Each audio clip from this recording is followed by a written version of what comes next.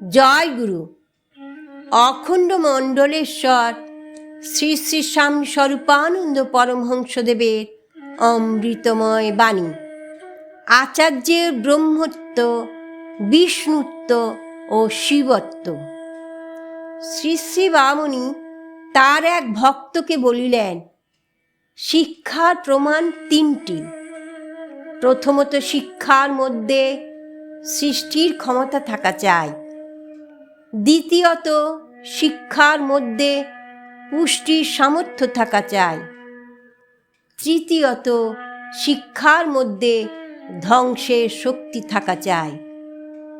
অর্থাৎ শিক্ষককে ব্রহ্ম হতে হবে, বিষ্ণু হতে হবে, শিব হতে হবে। গুরু গীতায় আছে, গুরু ব্রহ্ম, গুরু বিষ্ণু, গুরুদেব মহেশ্বর।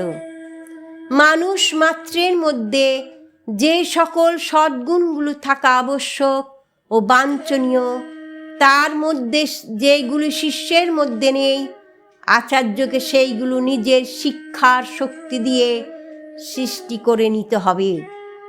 এইখানে তিনি হচ্ছেন ব্রহ্ম। শিষ্যের ভেতরে যেই সকল সদ্গুণ বিশেষভাবে স্ফুটোন্মুখ, সেই সকল বিশিষ্ট গুণগুলোকে শিক্ষার শক্তিতে পরিপুষ্ট এবং পূর্ণ বিকশিত করতে হবে।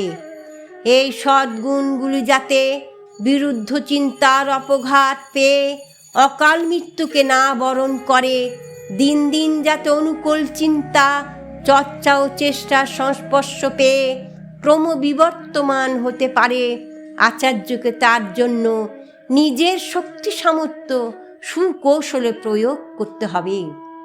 এইখানে তিনি হচ্ছেন বিষ্ণু। শিষ্যের মধ্যে যেই সকল অসদ্গুণগুলো আছে, সেইগুলো বিকাশ ঘটলে শিষ্যের নিজেরও ক্ষতি, সমাজেরও ক্ষতি। যেইগুলির অস্তিত্ব শিষ্যের পূর্ণতার বিঘ্ন, যেইগুলো শিষ্যের মনুষ্যত্বের শত্রু, সেইগুলোকে ধ্বংস করতে হবে আচার্যকে। এইখানে তিনি হচ্ছেন ত্রিশূল ডমরুধারী সদাশিব, যিনি একাধারে ব্রহ্ম, বিষ্ণু ও শিব। তিনিই হচ্ছেন যথার্থ আচার্য। ওম শান্তি।